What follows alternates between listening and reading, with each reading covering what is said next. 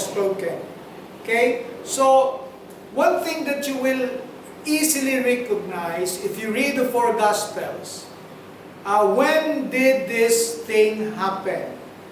When did they say, when you read the synoptics, okay, you read this in chapter 2, but which part of the chapters in the synoptic Gospels, Matthew, Mark, and Luke, will you find the story of this story?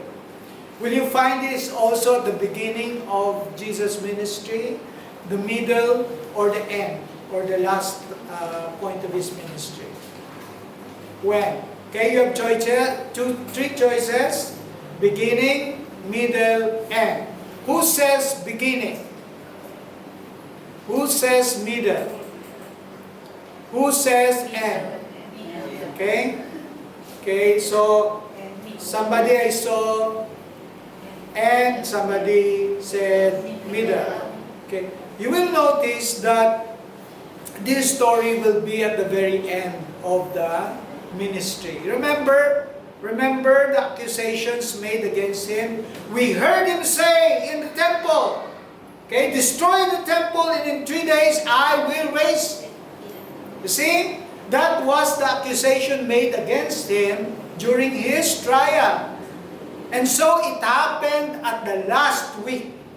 It was on a Sunday. Wednesday was the Lent. Next Sunday will be the Palm Sunday. So it was a Palm Sunday, and he traveled inside the Jerusalem, and he went straight to the temple and drove all the money changers and merchants inside. And they said, "Why are you doing this?" And he said, "Destroy this temple, and in 3 days I will raise it up." That was on the last day. But then, as I have said before, John is writing not in chronological order. He is writing it on the basis of purpose. And what is his purpose? To show signs and miracles that Jesus Christ did, so that you will know that He is the Son of God. And this is the last miracle. This is the 8th miracle that He's going to do, the resurrection of His body. And so, here we find the Lord Jesus Christ coming into the temple. And this is the time of the Passover. The Jews have 7 feasts. There are 7. Okay, this is 7. 7 feasts. And out of the 7 feasts, the Jews has to go annually to Jerusalem 3 times. Okay, 3 times. So you have the Passover, you have the Feast of Tents or Booths, and the third one is the Pentecost. Okay? So this one, we went during the Passover. And during this time, there are so many people in Jerusalem. And so many thousands of people going to the temple.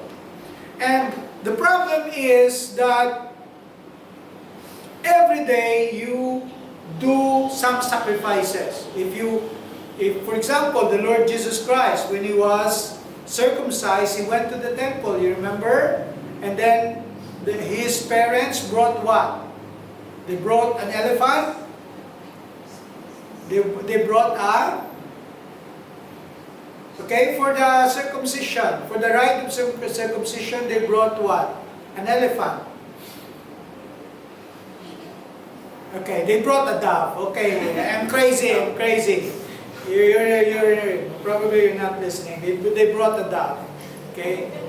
Somebody that is very poor cannot bring an elephant, he cannot bring a goat, so just brings a dove.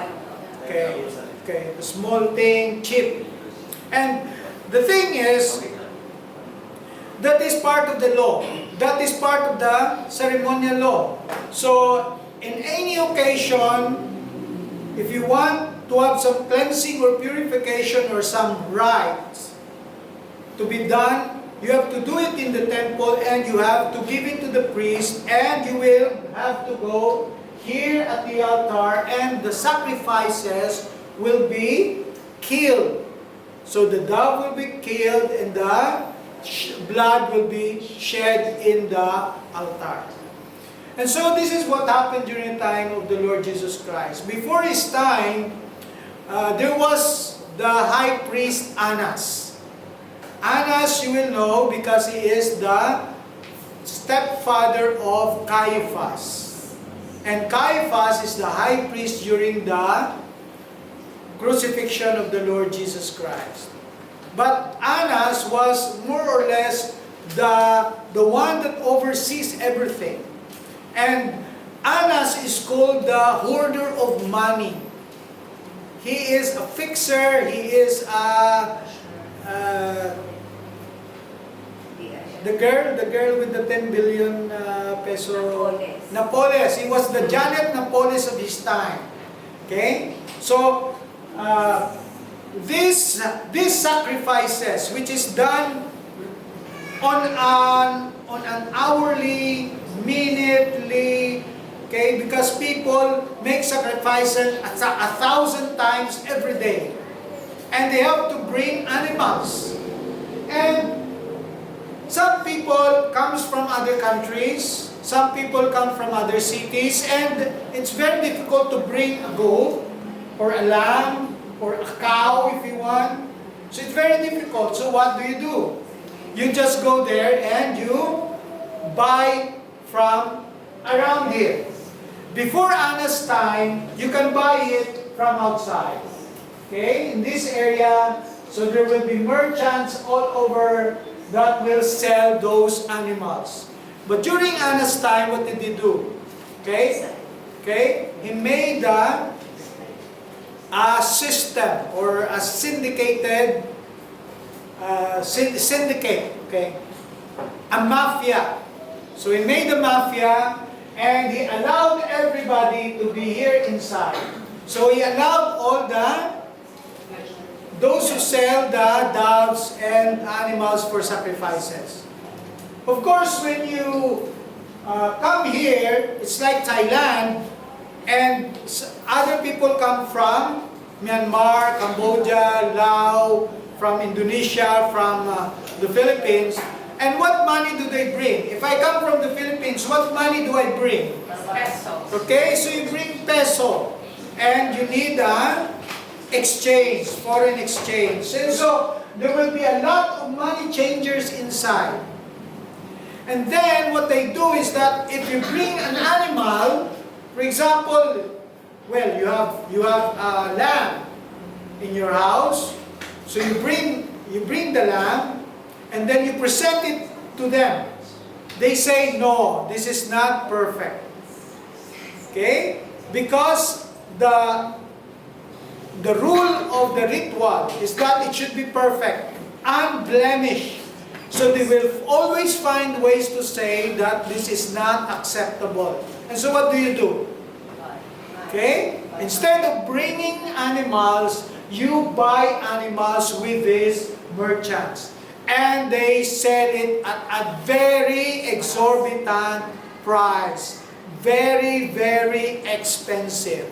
In fact, there was a record that when Gamaliel, you remember Gamaliel, the friend of Jesus, the friend of the Apostle Paul, the one who defended the apostles. This Gamaliel, when he took over, he reduced the prices by 99%. By 99%. Meaning a dove that cost $1 would cost $1,000 during his time. Okay, and he will say $100. And so he says, no, you go back to selling that to $1. Just $1, not 100 baht. Okay, so that's how exorbitant the prices here.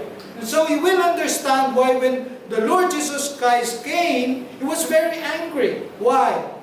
Because not only did they desecrated the place, they are not allowed to sell inside. They are not allowed to make money inside the temple, but they did. That is what they were doing. And so He was very angry, and if you look at the text, It was not something that he was just, he was surprised. No. He came there really with the purpose to distract this business. What does it says? What did he do? He made a whip of cords. He made a whip of cords. So meaning, when he came, he was already preparing something. He is planning to do something crazy. So it was being planned. He is planning. And then when he was weeping and striking and kicking all these tables, you cannot do that. Why? Because, you know what is this? That is the Fort Antonia. That is actually a garrison of the Roman soldiers. So any trouble inside the Roman